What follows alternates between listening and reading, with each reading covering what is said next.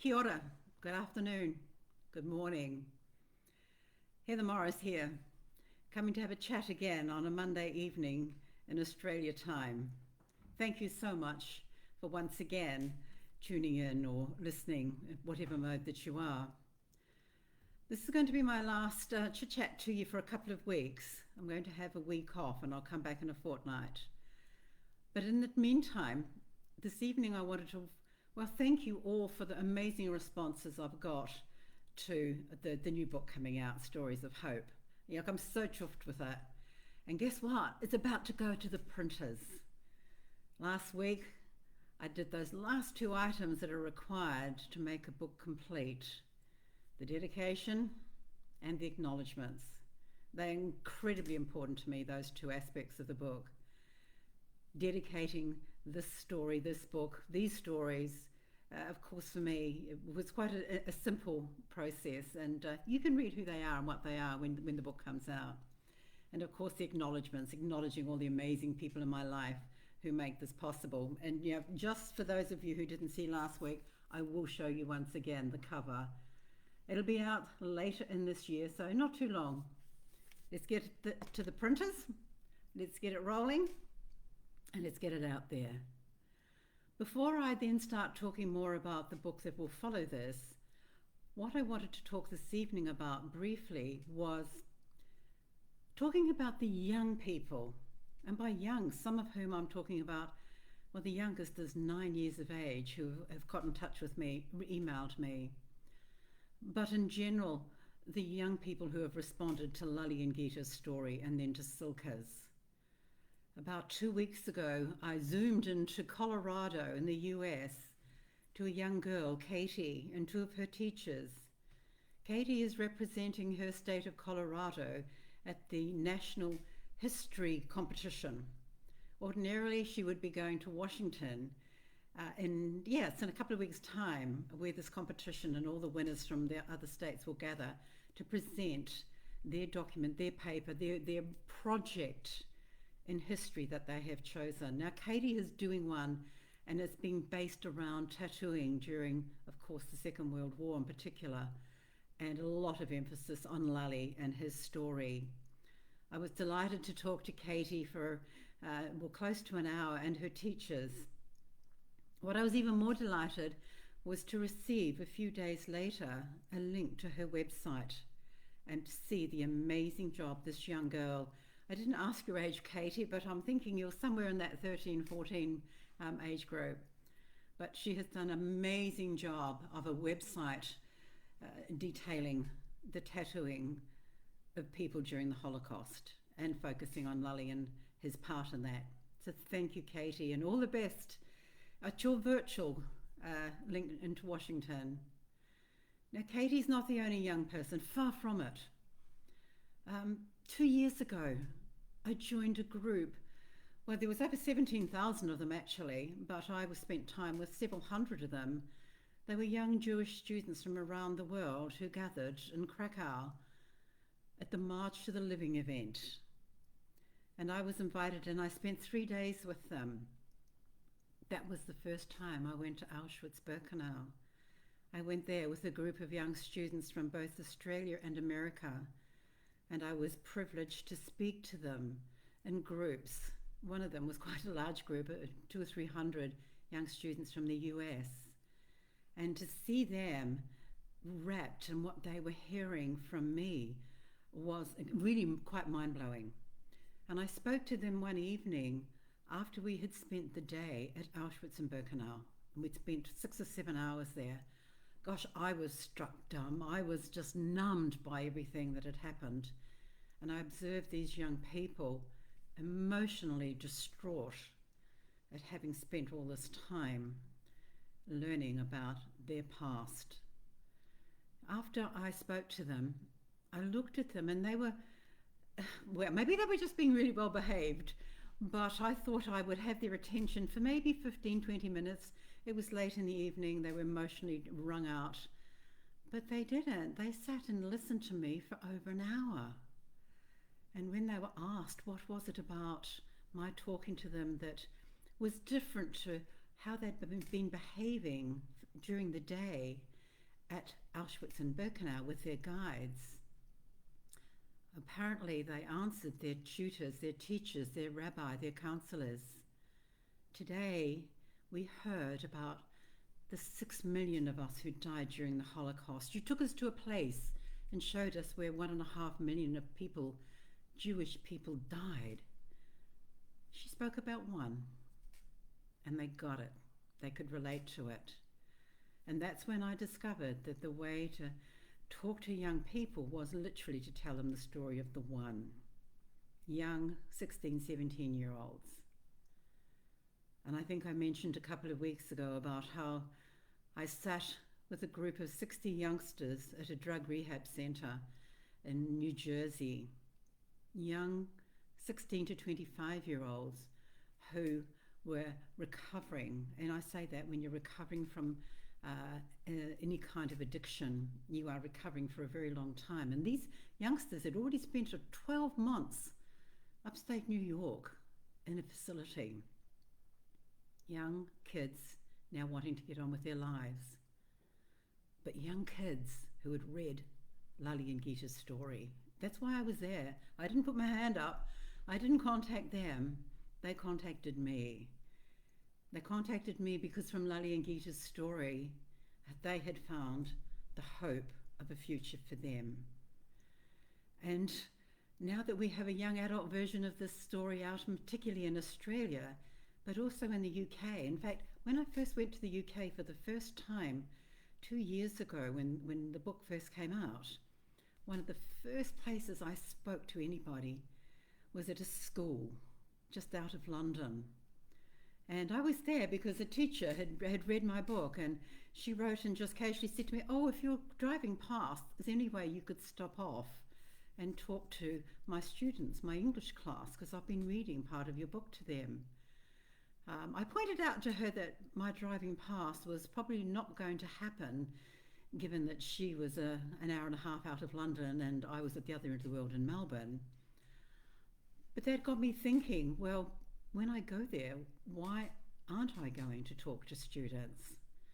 And as I say, one of the first talks I ever did were to these young students at this school.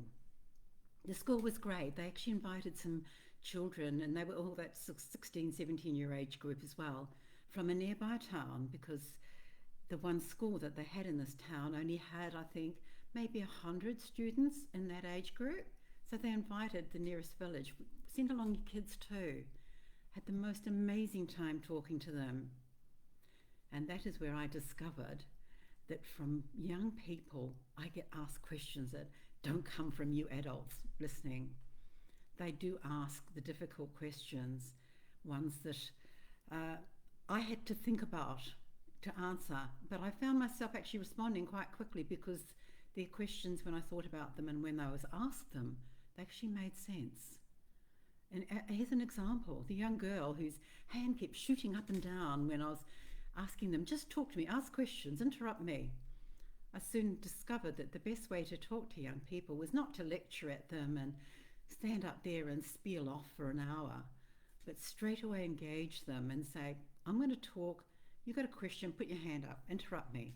I may or may not get back on track, but what does it matter? Let's just have a conversation.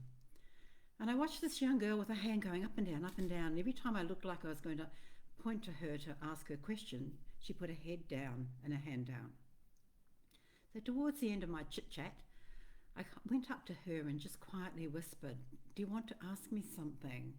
And she said, she nodded her head yes. And I said, well, why don't we catch up afterwards and we'll have a chat. I turned around to walk away from her and she called me back. And she said, no, I want to ask you, and I'm going to ask you in front of everybody.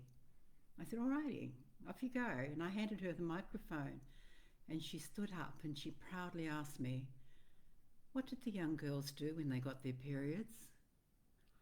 Well, that was the first. Now, thankfully, I was able to give her an answer of sorts. That, of course, primarily for the majority of females in the camp, though they stopped menstruating, so they didn't have them. But I had learned that the Nazis actually had in Auschwitz a department of women's health, is what the translation for it was. And they actually had their own very archaic method of actually dealing with women at this time. But it took this 15 or 16-year-old girl to ask me the question, and no one ever has asked me that again. So there you go. That's why I love talking to young people. Now I get to go to schools all the time, mostly in Australia, and I've done many, many chats to schools in Melbourne in particular. And I was really humbled when I was asked earlier this year to talk at a girls' school in Brisbane on International Women's Day. I thought, this is an amazing honour to be asked to do this. And I flew up to Brisbane and had this wonderful time at this school with all these young girls, or young women. They're young women, aren't they? Come on, they are what they are. But I've also spoken at boys' school only, several of them.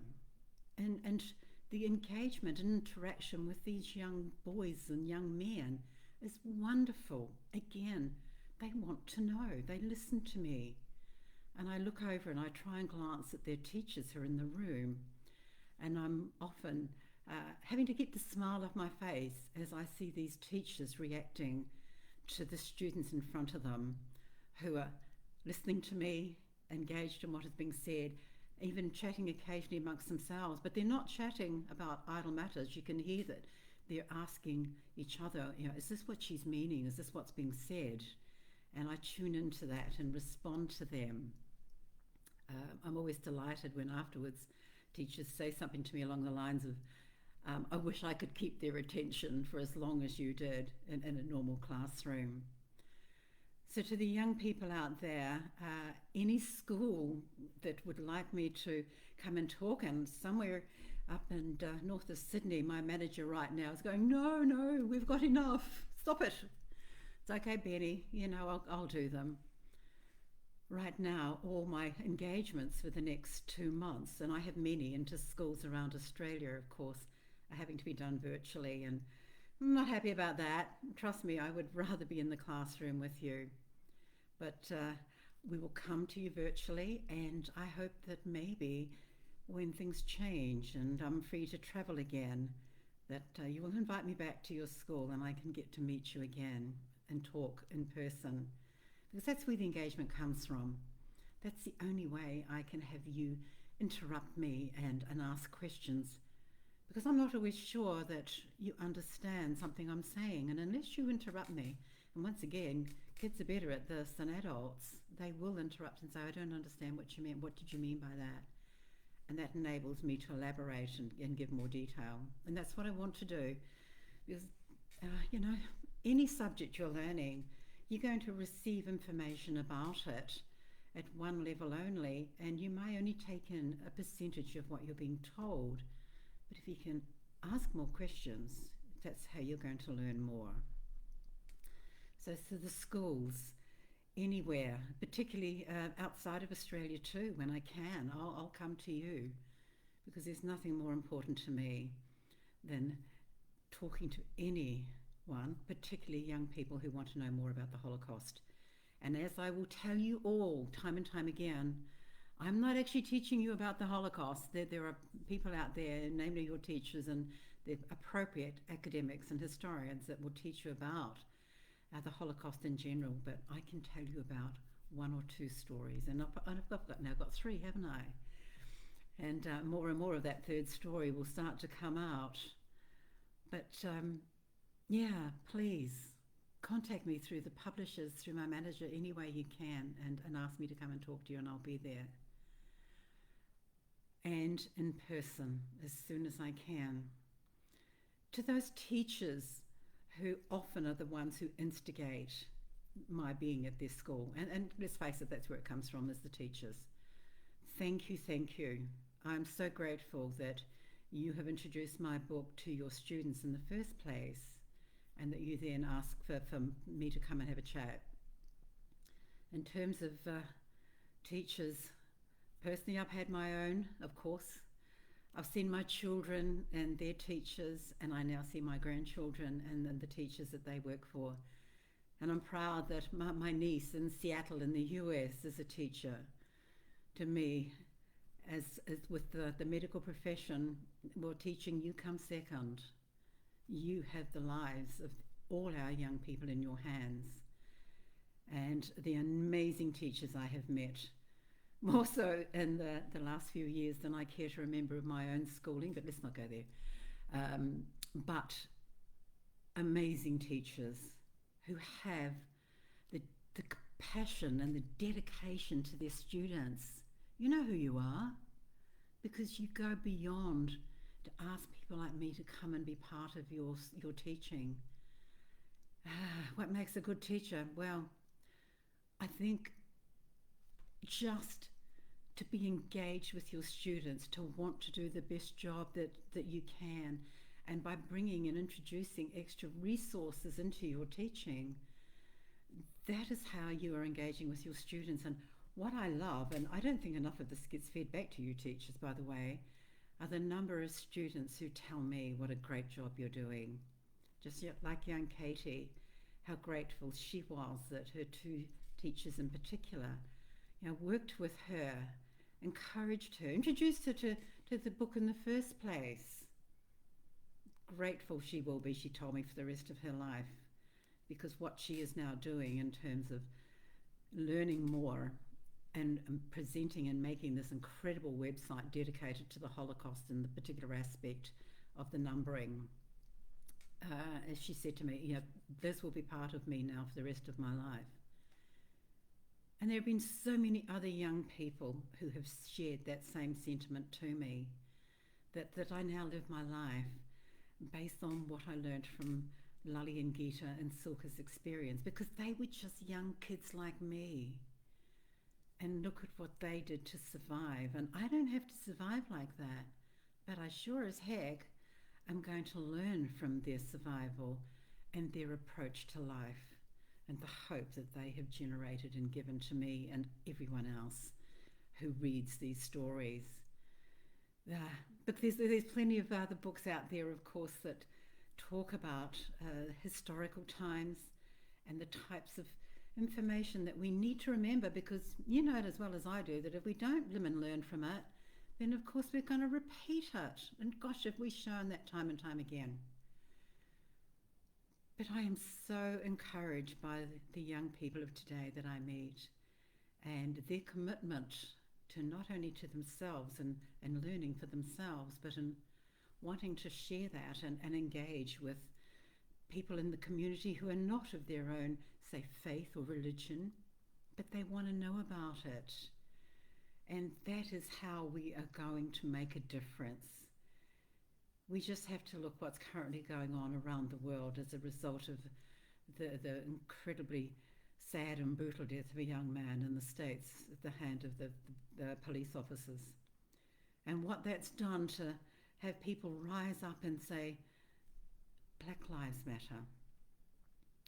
But beyond that, we've now having this drive to, well, yes, that's going to be for what this whole particular movement is about. But in doing that, you're also looking at, well, sexuality and gender differences, and of course race and religion. And I was looking at one of the many, many feeds that come up on Facebook regarding all what's going on currently. And it was a lady, well, she was a historian or an academic of some sort in the US. And she pointed out, of course, and it's so obvious, and why the heck did she have to point it out to me and others, that there is only one race. It's called the human race. That's it, guys. We are it, regardless of our shape, size, gender, colour, religion. We are the human race. Lali got that. He got that in the most brutal and horrific of ways. Gita, Silka, all those survivors, they got that. They were the victims who then, the ones who survived, said, I'm not going to be a victim any longer. And when you see how they relate to their communities beyond their own faith, religion, gender, ethnicity, yes, they can teach us so much. And hey, let's keep learning. Kids keep listening and learning. Listening, there I am, back on that favourite word of mine. Listen. Be surprised at what you can hear. And when you listen and what you absorb, what you're hearing, and you can translate it in any way that fits into your own personal circumstances, then you're able to make a difference. Because when you make a difference to you in your life, it just will flow that you will make a difference to those around you. And when I see children, and I'm talking about children, some very young, pre-teens, teens, and you know what? They're actually making a difference to the lives of their parents because they are learning more about tolerance to others. And they may not have got or heard that at home, and they've just been living the lives that their parents and their families have for them. But because they are inquisitive, they want to know, they want to make a difference. And that's my other favourite phrase, by the way, just try and make a difference in the smallest of ways to yourself, to your community, to your family. So I'm going to sign off now for a couple of weeks. And when I come back, I will hopefully be able to tell you that Stories of Hope is now at the printers. And getting dates for actually release, hopefully we'll have them shortly too. But now it's your turn, as I tried to encourage you last week, to start writing to me on my website, getting those stories of yours through to me to read and to learn from, because as I said, I learn from you folks, and you're never too old to learn, trust me. I've learned that lesson. But please, if you have something you want to write, you want to share, even if it is just with me, then submit it, send it to me, because I want to read it. I want to hear. I want to respond back to you. I want to acknowledge you and thank you for the effort and trouble you're taking to do this. But let's get Stories of Hope out there so I can move on to the other story which I'm dying to write about. And I know those people involved in giving me this story in Israel and Canada are getting excited by the moment, as they know that, hey, she's nearly finished that one. She can come and do our story now. And I can't wait. And come on, Qantas, come on, people working out there, get me a vaccine so I can get myself back to Tel Aviv and spend time with these beautiful people whose story I'm going to tell. In the meantime, again, I say take care, stay safe, and write to me. Send me your story. If not, just write and say hello, that'll do too. Take care until next time, 2 weeks' time. Fortnight, I was told. Tell them you'll be back in a fortnight. Now I know from visiting America that when I use the word fortnight, I get looked at weirdly. What does she mean? So it's 2 weeks. So thank you, and good evening from here in Australia.